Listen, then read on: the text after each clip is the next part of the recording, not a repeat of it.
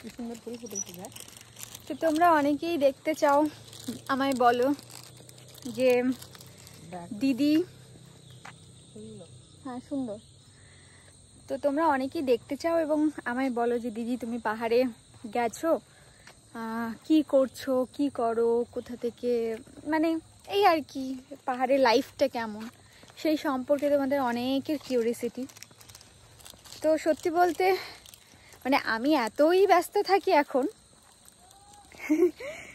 যে যেহেতু এখানে অফিসের টাইম অনেক আর্লি, এবং অফিসে যাই আগে, বেরিয়ে যাই 8:30 পৌনে 9টার দিকে, আর ঢুকতে ঢুকতে আমার কখনো কখনো মানে 7টা, ইউজুয়ালি 6:30 7টা এরম বেজে যায়।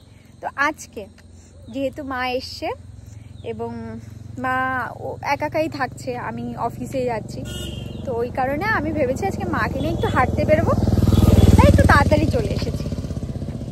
তো আমি আর মা হাঁটতে বেরিয়েছি এবং আমরা জানি না আমরা কোথায় যাচ্ছি। বাংলো থেকে হেঁটে হেঁটে হেঁটে হেঁটে নিচে নেমেই চলেছি। হ্যাঁ, এটা আমাদেরই তো প্ল্যান্টেশনের আন্ডারে। তো নেমেই চলেছি, নেমে হেঁটে যাচ্ছি নিচের দিকে, কি আছে জানিও না। কি মা, তোমার কেমন লাগছে পাহাড়? বলো দেখি, ওদেরকে বলো কেমন লাগছে। শুধু বোরিং লাগছে, বোরিং। পাহাড় কিন্তু অ্যাকচুয়ালি কি বলতো, যারা খুব হয় না ফান লাইফ পছন্দ করে, পাহাড় ইজ নট ফর দেম। যারা অনেক লাইফ এক্সাইটমেন্ট চায়, অনেক হলো আড্ডা দিতে পছন্দ করে, শপিং করতে, রেস্টুরেন্টে খেতে, এরকম যদি কেউ হয় তাহলে পাহাড় তাদের ভালো লাগবে না। কিন্তু যারা কিছু কিছু মানুষ আছে যারা একটু স্লো লাইফ পছন্দ করে, একটু পিসফুল লাইফ পছন্দ করে, যেমন আমার একটু শান্তিপূর্ণ জায়গা, একটু শান্তিপূর্ণ লাইফ, যেখানে অত বেশি ঝামেলা থাকবে না, অত বেশি আওয়াজ গিং গ্যাং গ্যাং এইসব থাকবে না, সেই সব জায়গায় আমার ভালো লাগে। তো সেই কারণে পাহাড়টা আমার ভালো লাগছে। আর মায়ের মনে হচ্ছে তুই কী করে থাকবি এখানে, কেউ নেই আশেপাশে, ঘুরে যাবে কেউ।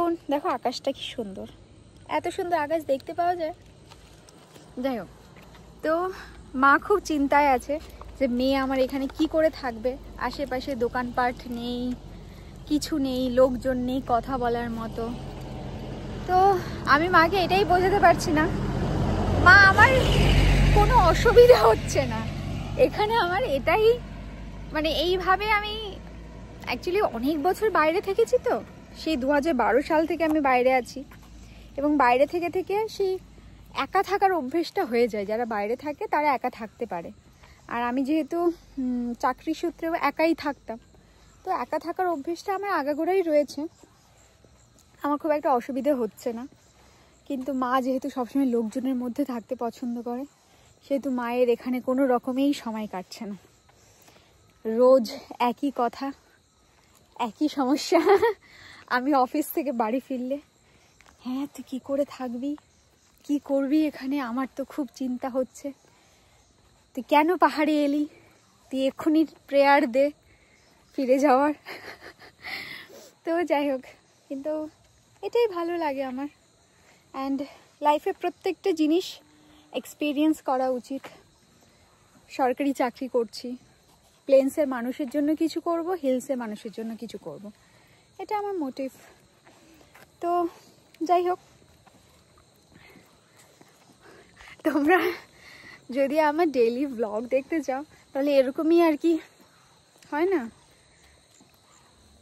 কোনো কন্টেন্ট টাইপের দেখতে পাবে না, অনেক রকম আমার লাইফের স্টোরি, আমার লাইফের এক্সপিরিয়েন্স, এগুলোই হয়তো আমি শেয়ার করব।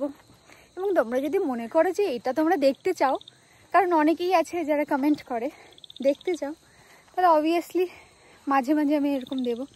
দেখো এই গাছটা কি সুন্দর জবা হয়ে আছে, পাহাড়ে গাছের সাইজগুলো খুব ভালো হয়, দেখো ফুলগুলোও কত বড় বড়। এখানে সব জায়গায় ন্যাচারাল বিউটিটা এত বেশি যে যারা নেচার পছন্দ করে, যারা লাইফে শান্তি পছন্দ করে, তাদের তো ভালোই লাগবে। তো আমারও ভালোই লাগছে, আর আমার মায়ের বোর লাগছে। আর আমার মায়ের কিছু কিছু কারুকাণ্ড দেখে আমি খুব এম্বারেসড হয়ে যাচ্ছি। ইটস লাইক কি পাহাড়ে কারোর বাড়ি দেখলে ওরা কি করছে, এরা কিভাবে থাকে, উকি ঝুঁকি মেরে এমন করে দেখছে। আমি বলছি মা প্লিজ তুমি করো না এরকম। বলে চল এদের বাড়িতে ঘুরে দেখি কি হয়। কারোর বাড়িতে মুরগি পোষা হচ্ছে না, তাহলে এই মুরগিগুলো কি জন্য পোষে, এটা কি বিক্রি করবে? অনেক রকম কোয়ারিজ। কি মা সোনা মা আমার? তেজপাতা গাছ দেখ কত। কোনটা তেজপাতা? এই যে ইয়ে। ও এই দেখো তোমাদেরকে দেখাচ্ছি। মায়ের মতে নাকি এটা তেজপাতা গাছ। হ্যাঁ আমি যতক্ষণ না কাছে গিয়ে গন্ধ নেব ততক্ষণ আমি বলতে পারছি না এটা তেজপাতা গাছ কিনা। তেজপাতা গাছ, বাট ইটস ট্রু, দেখতে একদম তেজপাতা গাছের মতোই। হতে পারে তেজপাতা গাছ, আবার হতে পারে যে এটা তেজপাতা গাছ না। তো যাই হোক,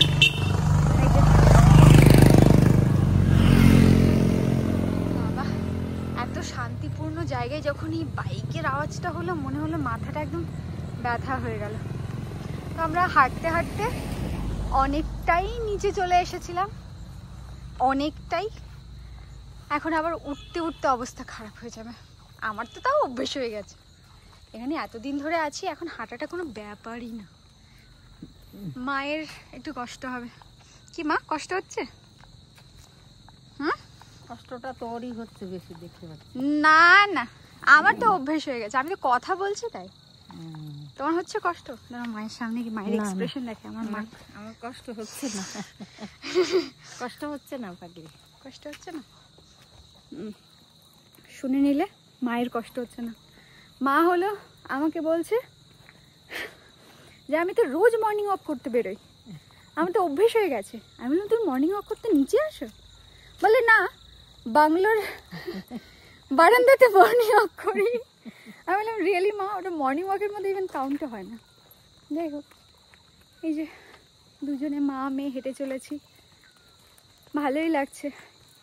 এটা আমাদের এখনো ইভিনিং হয়নি, আফটারনুন ওয়াক বলা চলে। ইভিনিং তো হয়নি এখন। যাই হোক, তো yes we are having a very peaceful life here. মাকে রিটায়ারমেন্টের পরে এখানেই নিয়ে আসবো। আমি আসছি তোর কাছে। কেন? কাজ নেই। কেন মা? এখানে কত ভালো, দেখো তো কত লোকজন আছে, তোমার খেয়াল রাখবে। ভালো লাগে না তোমার? দেখেছো বিট্রে কিভাবে করলো, রিটায়ারমেন্টের পরে বাড়িতে থাকবে, মেয়ে এখানে দূরে একা থাকে, মেয়ের কাছে আসবে না। আসলে আমি যেটা বুঝলাম, আমার মায়ের কাজ ছাড়া জীবন পছন্দ না। আর এখানে এসে এটা কি জীবন হলো? একাকিত্ব জীবন। আর এখানে এসে লিটারেলি আমার মায়ের কোনো কাজ নেই, যে কারণে মা একদম হয় না সেই দম বন্ধ হয়ে যাওয়ার মতো হয়ে যাচ্ছে যে কাজ ছাড়া আমি কি করে থাকবো। আর আমার এখানে আসলে সেরকম কাজ থাকে না, তারপরে হেল্পিং হ্যান্ডস আছে, যে কারণে খুব একটা অসুবিধে হয় না। কিন্তু মা তার মধ্যেও খুঁজে খুঁজে কাজ বের করার চেষ্টা করে, যেটা কিনা এখানে সেটাও হয়ে উঠছে না। তো সেই কারণে মা আসবে না এখানে। স্যাড, বাট ইটস ওকে মা, ওকে ইটস ওকে। আমি তোমায় ক্ষমা করে দিলাম আমাকে বিট্রে করার জন্য। মা বলেছিল যে মা রিটায়ার করার পরে আমার কাছেই থাকবে, কিন্তু এখন সেটাও থাকবে না। ঠিক আছে চলো বাবাই, অনেক বাজে বকলাম। সবাই ভালো থেকো, আমি ভালো আছি, চিন্তা করো না। বাবাই।